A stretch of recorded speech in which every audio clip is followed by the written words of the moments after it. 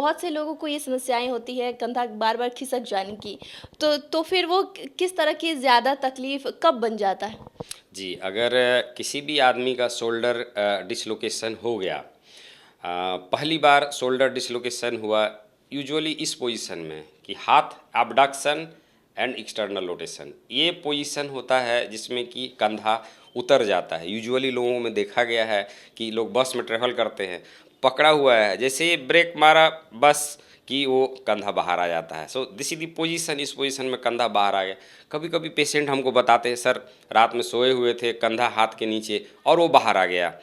और injury trauma में भी कहीं एक्सीडेंट हुआ, उसमें भी कंधा बाहर आ जाता है। कुछ बीमारी है लाइक एपिलेप्सी, उसमें भी कंधा बाहर आ जाता है। तो फर्स्ट टाइम अगर किसी को कंधा उतर गया तो उसमें हम कंजर्वेटिव इलाज ही करते हैं कि उसको प्रोफेशन देखते हैं, फिर वो क्या कर रहा है, उनका प्रोफेशन क्या है, एज क्या है।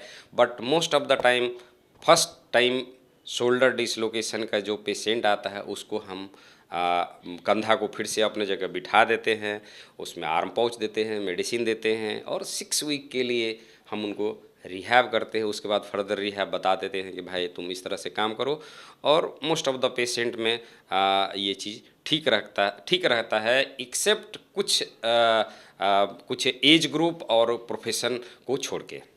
अगर बात करें कि बहुत से लोग ये सोचते हैं कि अगर किसी का कंधा डिस्लोकेट हुआ है, तो वो कसरत करके ठीक कर लेंगे, तो क्या वो सही कर सकते हैं? वो फिर इसमें इंसिडेंस है कि अगर किसी भी आदमी का एक बार पहली बार कंधा उतरा तो उसको सर्जरी कराना चाहिए, या कंधा को बिठा के दवा लेके रिहैब करके उसको ऐसे ही छोड़ देना चाहिए।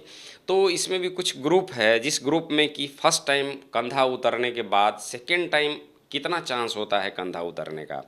तो एज ग्रुप है कि अगर कोई आदमी यंग पेशेंट है लाइक लेस देन 20 ईयर्स, 20 साल से नीचे किसी भी आदमी का कंधा उतरता है और वो कंटेक्ट स्पोर्ट्स लाइक कि कबड्डी खेलता है, फुटबॉल खेलता है जिसमें कि कांटेक्ट में आता है एक दूसरे के, उस कंडीशन में और इस एज ग्रुप में इस तरह के प्रोफेशन में दोबारा से कंधा उतरने का चांस बहुत ज़्यादा होता है। लाइक 70%, मतलब 100 में 70 to 75% पॉपुलेशन में एज लेस दैन 20 और कॉन्टैक्ट स्पोर्ट्स हाईली एक्टिव, दोबारा से कंधा उतरने का चांस बहुत ज़्यादा है। उस कंडीशन में हम आज की डेट में लेटेस्ट एनाटोमिकल लेजर बैंकार्ड, जिसको कि बैंकार्ड लीजन बोलते हैं, उसके अंदर कैप्सूल और लिगामेंट जो हट जाता है, जहाँ पे बॉल लगा रहता है वहाँ से, उसको हम रिपेयर करते हैं लेज़र से और डेफिनेटली वो फिर से दोबारा अपने प्रोफेशन में जाके रिज्यूम कर सकता है। दूसरा एज ग्रुप लाइक कि किसी का 40 साल और 50 साल है, कंधा उतर गया, तो उसके लिए भी क्या सर्जरी ज़रूरत है? नहीं। फर्स्ट टाइम 40 और 50 ईयर्स एज ग्रुप में अगर किसी का कंधा उतरता है पहली बार, तो हम उसको कंजर्वेटिव बिठाते हैं, दवा देते हैं, कसरत कराते हैं।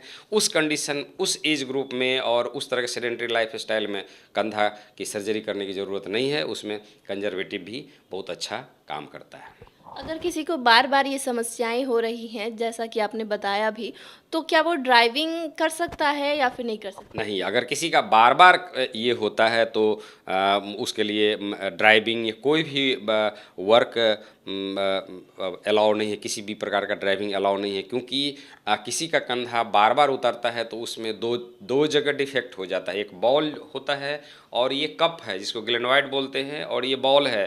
बार-बार उतरने से कंधा का बॉल है, बॉल भी घिसता है, और जो जहाँ पर ये लगता है ग्लेनोइड भी घिसता है, यानी कि दोनों जगह लीजन हो जाती है, जिसमें कि फर्दर डिसलोकेशन की समस्या बहुत ज़्यादा होता है।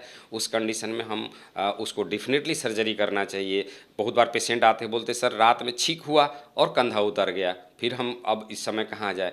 तो इस टाइप के पेशेंट का भी इलाज है, इसको सर्जरी कराना चाहिए और 100% उसका जो उतरता है वो प्रॉब्लम ख़त्म हो जाएगा। आज के टेक्निक में इसका भी इलाज है। तो वो ड्राइव नहीं कर सकता, उसको सर्जरी कराना चाहिए, वो ठीक हो जाएंगे, फर्दर उसके बाद अपना वर्क कर सकते हैं।